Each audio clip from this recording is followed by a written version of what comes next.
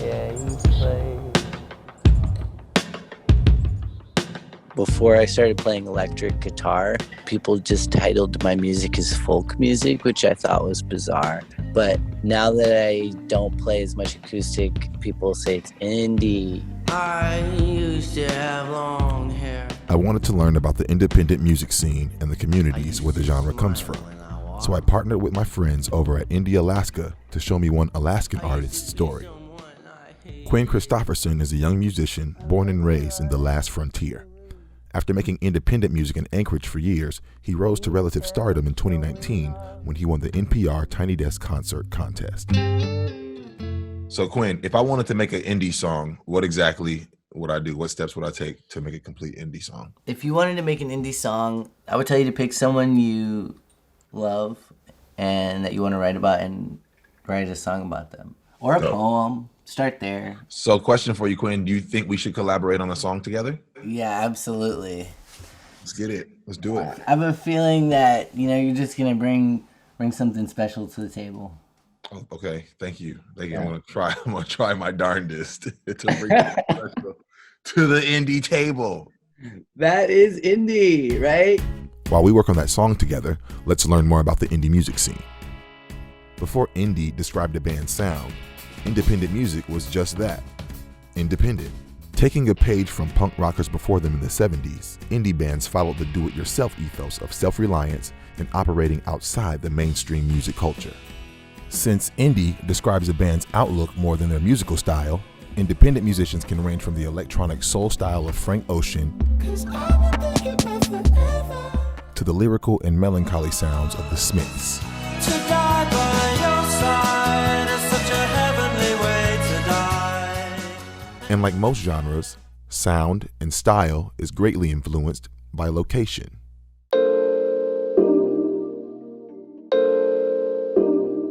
To learn more about the history of the music scene in Alaska, we spoke with Kurt Riemann, the owner of Surreal Studios, the oldest recording studio in Anchorage. Every piece of music in Alaska is independent music. There's no label supporting anything in Alaska.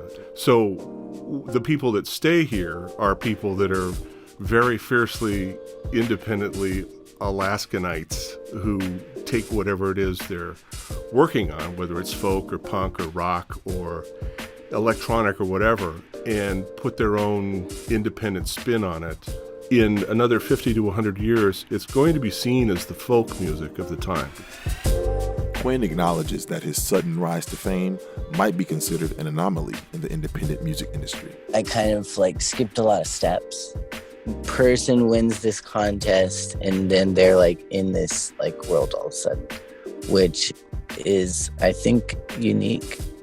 Other indie musicians, they make a record, do it themselves, upload it, and then maybe a record label gets a hold of it and is like, oh, we'll like this, we'll release this, and then they kind of get their start from that.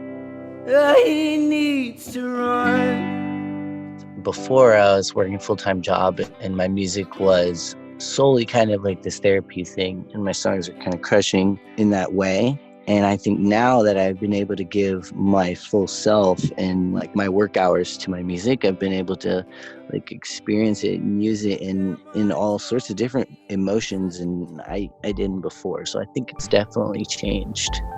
For all the things you've done for me, I hope I can do some for you. Songs with dark, somber lyrics are common all over mainstream music right now. Just look at the popularity of musicians like Lana Del Rey and Post Malone. And recently, when Billie Eilish made history at the 2020 Grammys by collecting 6 of the 7 top awards with her album that she recorded in her brother's bedroom in their family home. Clearly, people are drawn to this style. In the indie music scene, a DIY style of recording music is common. Quinn told us he once recorded a song by putting a sock over a microphone. Indie music also tends to be more sonically adventurous or experimental. Some independent bands like Neutral Milk Hotel sound purposefully raw with pitchy vocals and overmodulated instrumental sections.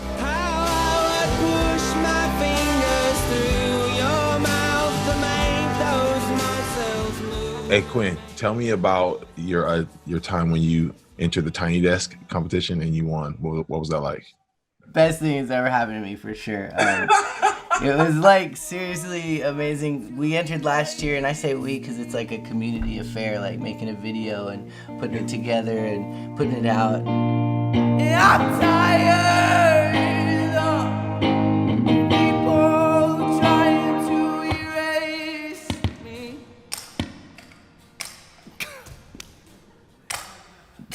It was just crazy. I'm just gonna tune up this guitar.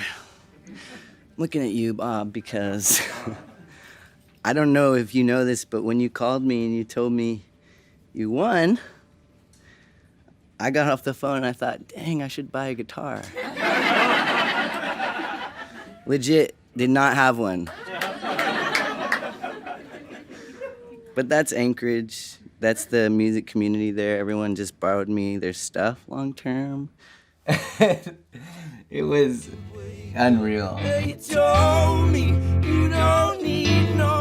Everybody hot has to hit Tiny Desk now. Oh my God. And Tiny Desk is like the stage. So Quinn, what inspires the themes that you put into your music? Life experiences. I feel like I'm a storyteller. Storytelling. Yeah, I do like telling stories and pulling from like people I love and people I know and that sort of thing. So Quinn, should we check out this song? Should we see how it's going? Hey, let's listen to this song. But I didn't have a mic, I didn't have an overhead. So it's gonna be like a real washy, like a weirdly mic'd indie kind of thing.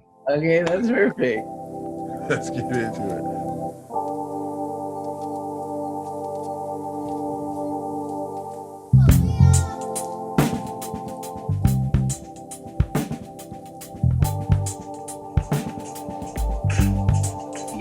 That's way more vibrant already. I played with the bass though.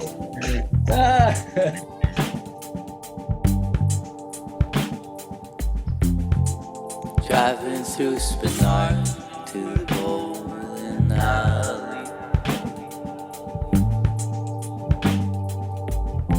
You got me my own ball, matching shoes.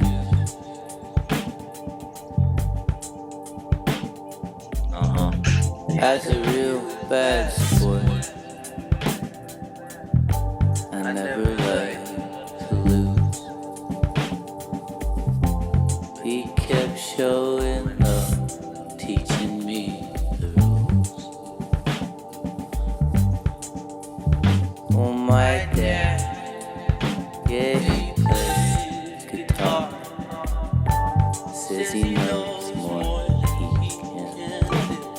He tells me that I do more than I know.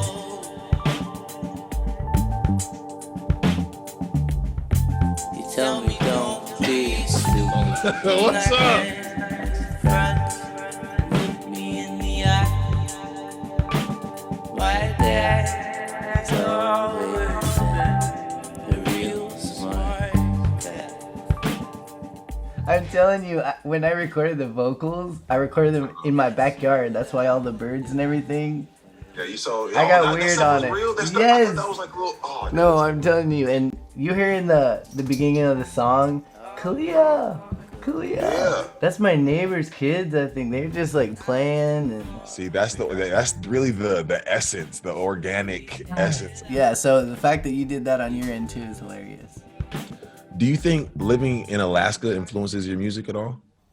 Yeah, I think the weather influences me in general. This is like so freaking dark for like 8 months, you know? Yeah.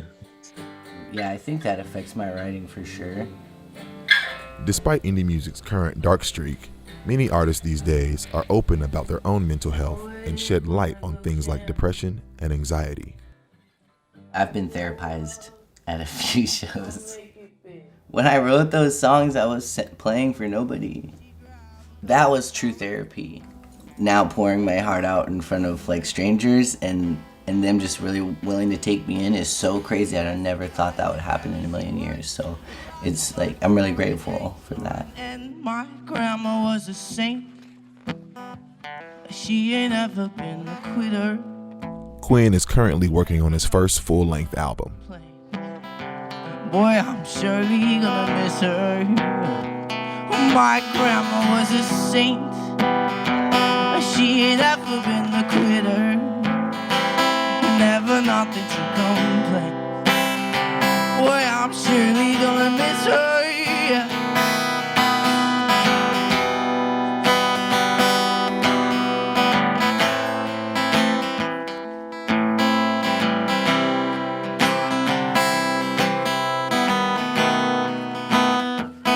I watched her smile, I heard her last breath, and people loved her story, and people loved her laugh. She told me it would be alright. Stay busy and don't do what they say. Work hard and don't drink liquor, or you'll waste away. She's been sober for a long while. Make no mistake,